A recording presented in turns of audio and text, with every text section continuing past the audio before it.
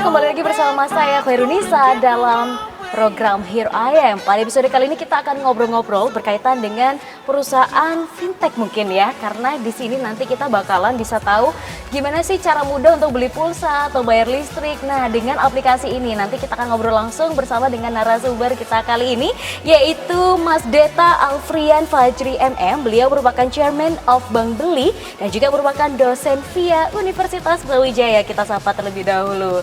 Halo Mas Deta. Halo Mbak Nisa, sehat? Gimana? Oh sehat, wah kita ya duluan nih. Siap. Kesibukannya gimana nih? Masih ngajarnya udah hybrid kah atau sudah? Ngajar masih online ya, Oh, masih online, hybrid pernah, tapi kemudian langsung pindah ke online lagi karena ada kasus gitu. Waduh. Kemarin kan kasus ya, jadi Omikron udah naik ya? Omikron naik, jadi ya kembali ke online lagi. Oke baik. Nah Gitu. ini saya sempat baca CV-nya nih dari Mas Deta sendiri. Awalnya aduh manggilnya Bapak atau Mas dia gitu, bingung karena saya ngeliat sepak terjangnya juga luar biasa, Masya Allah gitu ya. Selain sibuk menjadi dosen juga ternyata sebelum di Bank Beli juga banyak mengikuti banyak company sebagai posisi strategis juga di sana.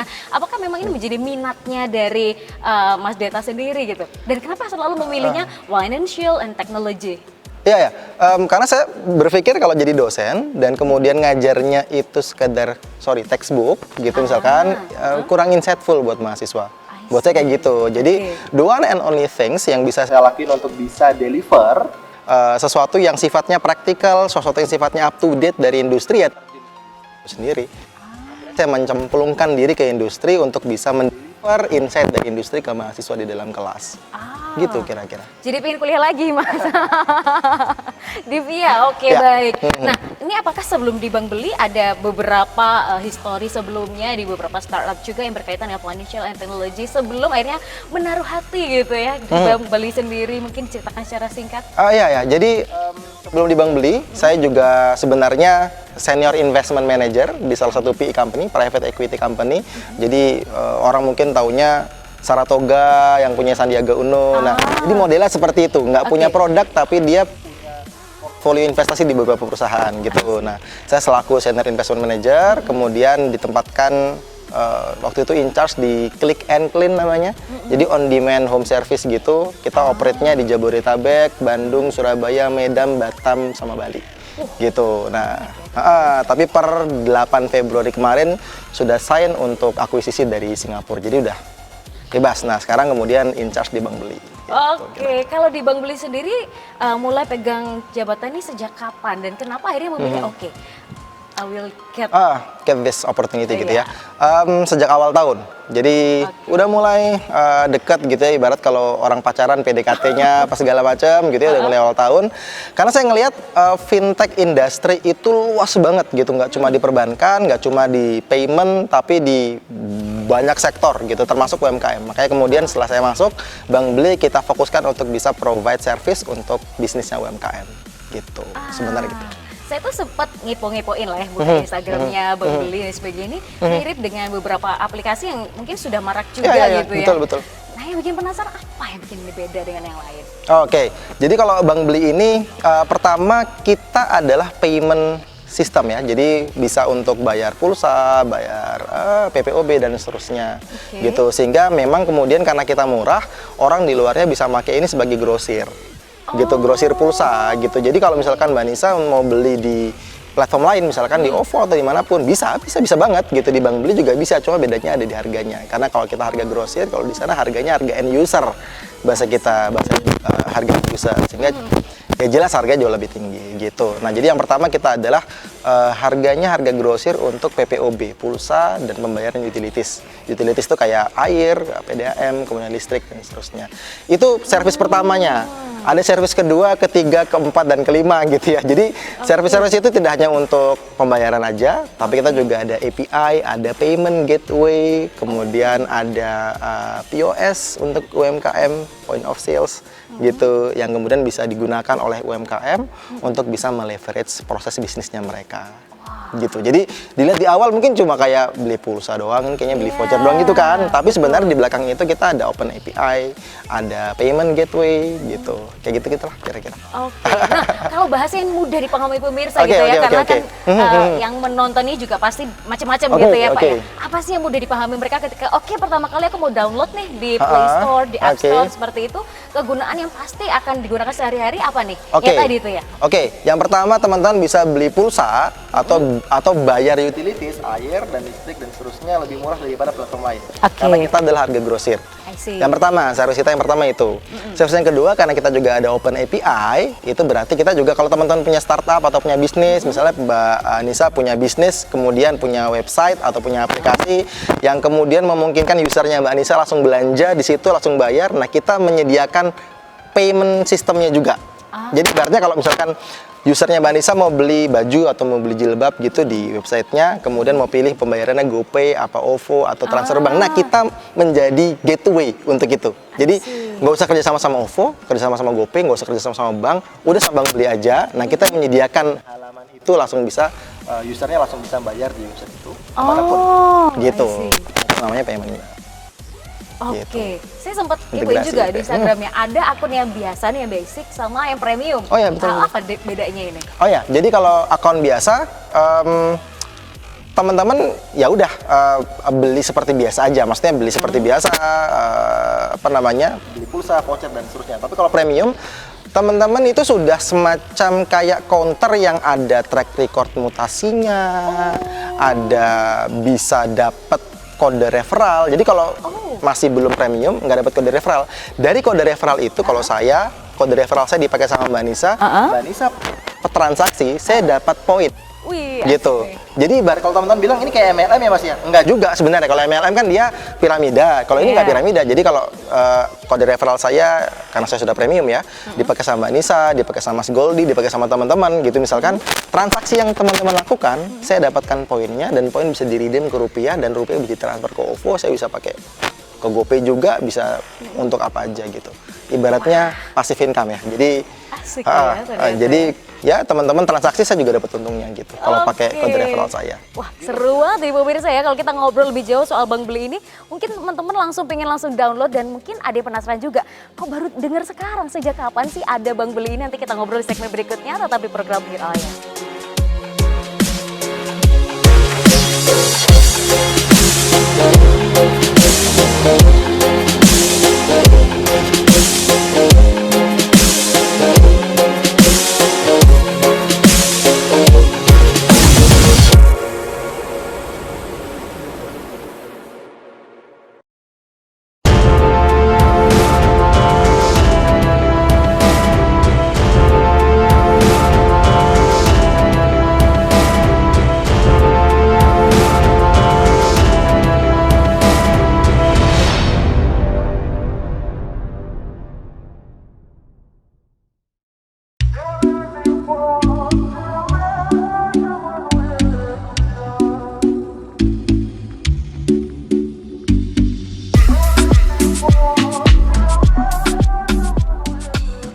Ya pemirsa, kembali lagi bersama kami dalam program Here I Am. Masih berbincang dengan Mas Deta, ngobrol-ngobrol soal Bank Beli.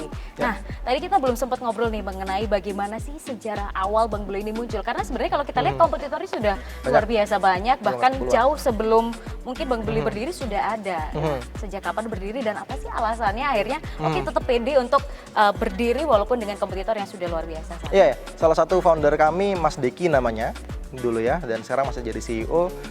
Beliau awalnya dari mahasiswa suka jualan voucher game. Gitu, jadi hobinya game, hobinya juga ya sama teman-temannya untuk beli voucher game. Nah, dia mikir bisa nggak sih kalau saya provide voucher game sendiri gitu.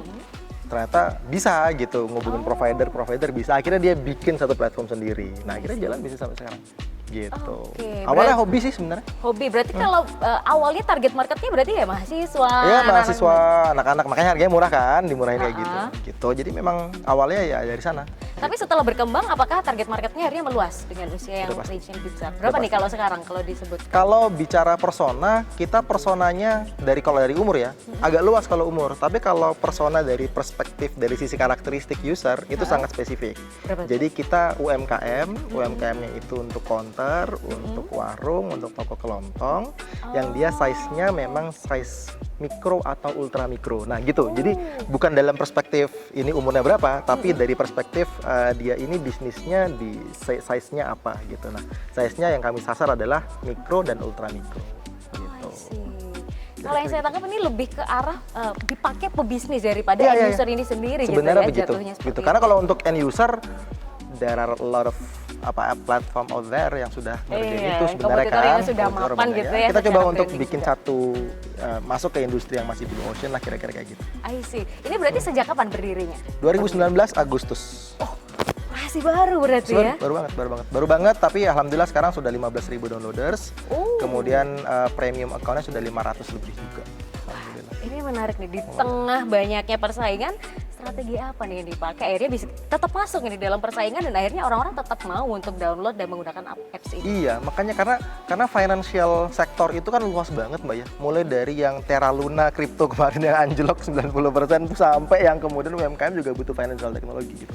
Nah, makanya kemarin saya ngomong sama teman-teman, ini kita perlu fokus deh kayaknya. Jadi fokusnya ke segmen market tertentu, nggak apa-apa kita niche, tapi berangkat dari yang niche market itu kita bisa punya bahasanya bahasa bisnis banget ya. Kita punya produk-produk yang bisa memenuhi kebutuhan niche market itu sehingga kita bisa scale up dari sana gitu. Jadi nggak kayak kita ngelempar jala itu ke lautan luas gitu loh Nggak Mbak. jelas ya, Nggak mau jelas dikemanain. gitu. Kepitingnya dapat, pausnya dapat gitu. Ya udah kita kalau yang mau ngincar kepiting ya udah kepitingnya ada di mana nih.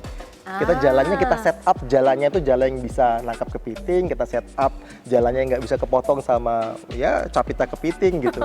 Nah gitu, jadi bener-bener di set up kayak gitu sehingga toolsnya, resourcesnya kita akan ke sana semuanya. Makanya alhamdulillah bisa dapat downloader segitu walaupun baru 2 tahun. Oke, sekarang kalau kita ngomongin secara teknis gitu ya, ngomongin bener-bener yang strategi marketing gitu Kak. Kan biasanya kalau startup pemula gitu akan pakai yang namanya ada mungkin Facebook Ads, dan then pakai influencer dan sebagainya. Apakah ada strategi seperti ini juga yang dipakai akhirnya orang tahu setidaknya secara brand awareness Bang Beli ini apa gitu? Oh iya ya. Jadi kalau ngomongin brand awareness, kami di Bang Beli bedain antara untuk ngebangun brand awareness sama untuk ngedatangin leads sampai pada sales. Gitu. Jadi kalau ngebangun brand awareness ya kita aktif di Instagram, kita pakai KOL gitu ya, atau kemudian kita pakai influencer untuk bikin brand awareness semakin oke.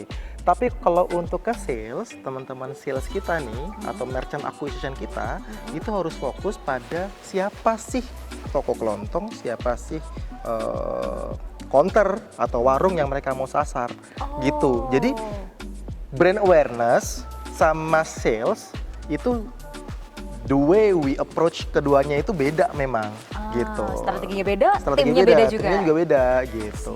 Jadi kalau ngomongin gimana caranya ya tergantung purpose-nya ini apa. Purpose-nya brand awareness atau purpose-nya sales gitu. Oke, apakah pada akhirnya door to door juga nih ke masyarakat untuk mengenalkan ke toko-toko Enggak, ini loh aplikasi kalau Bang kenalin Beli? ke masyarakat lebih pada ke toko kelontongnya ya, door to door-nya ke toko kelontongnya kita. Memang harus kayak gitu. Kalau nggak kayak gitu, nggak paham orang gitu. Iya kan? Juga jarang juga ada owner toko kelontong atau counter yang buka TikTok atau Instagram kan, gitu kan mereka lebih jualin barangnya gitu ya kan daripada buka TikTok. Jadi kita memang harus terjun. Ya dengan begitu kita dapat sales, dapat merchant yang bisa kita akuisisi.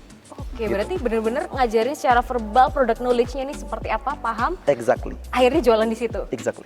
Oke, kemudian Harus gitu. area coverage dari Bang Beli ini sudah seluruh Indonesia kah atau bagaimana? Ya, hari ini masih di Jawa Timur dan Jawa Barat. Gitu ya.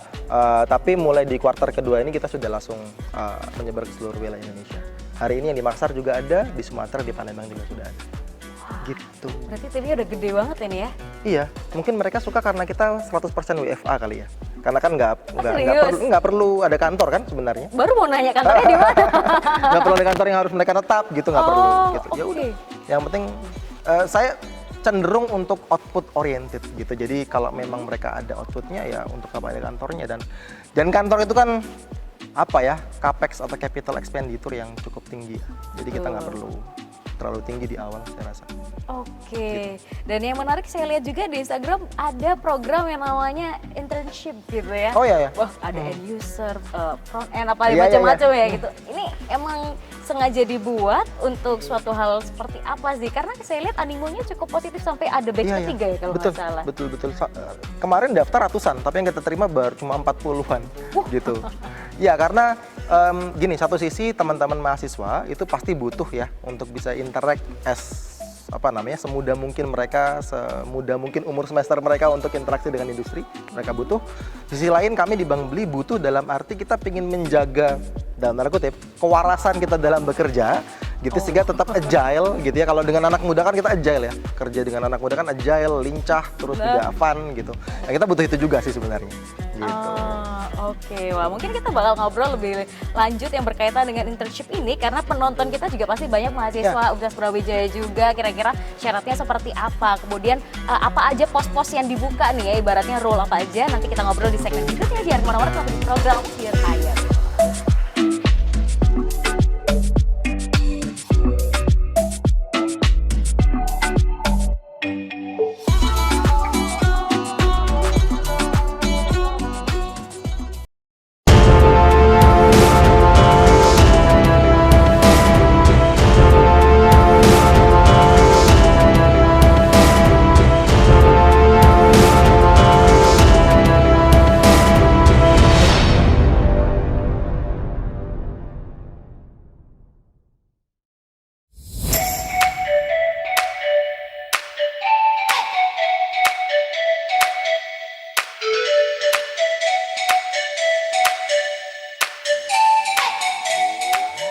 Ya pemirsa, kembali lagi bersama kami dalam program Here I Am. Masih berbincang dengan Mas Deta nih berkaitan dengan Bank Beli. Nah di Instagram tuh sudah banyak info berkaitan dengan open internship di Bank Beli ini. Dan banyak role-role yang dicari dan kriterianya juga sangat spesifik. Nah ini yang bikin menarik nih Mas Deta. Kalau misalnya mahasiswa ingin apply tentang role tertentu, apa aja sih role-role yang dibuka dan persyaratannya apa aja? Iya. Kita ada 13 role Mbak yang dibuka, bener 13, banyak, 13 gitu. Jadi dari mulai growth analysis atau growth analyst sampai back end developer gitu ya. Jadi kalau ditanya gimana caranya daftar ya nanti kita ada batch ke-7, monggo silakan daftar batch ke-7 3 bulan lagi, tapi kalau yang batch ke-6 sudah tutup nih kayak gitu.